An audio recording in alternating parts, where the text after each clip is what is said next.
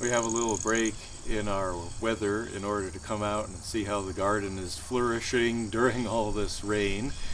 And we're thankful for that, and we consider God has blessed us in this way through a bountiful garden.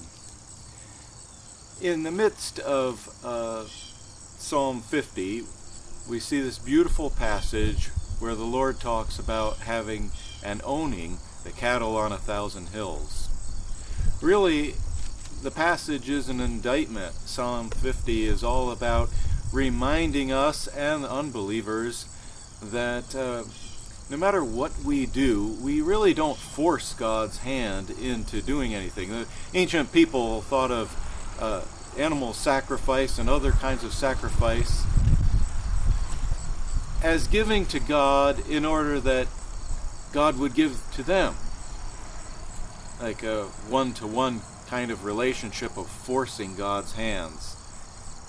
And God had to remind them, no, that's not really why you give at all.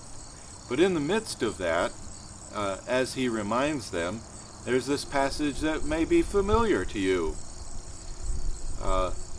I have no need of a bull from your stall or of goats from your pens, for every animal of the forest is mine, and the cattle on 1,000 hills.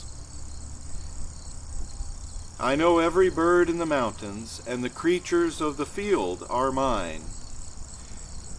And as those two verses, really three verses, stand out to me on this Tuesday, it's really a great promise also that the Lord has everything we need as a church in order to do His will.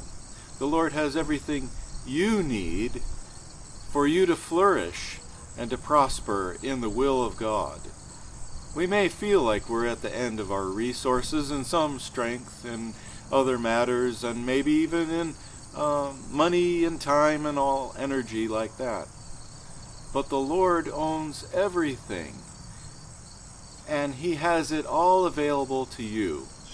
So Psalm 50 is not only a reminder that we don't force God's hand, but it's also a reminder that God has graciously provided for us in wonderful ways. And our offerings, our giving to God, our giving to the church, that's an expression of love and thanks, not a bribe. So God bless you today as you remember God owns everything, and He has wonderful resources available to you, and He will bless you.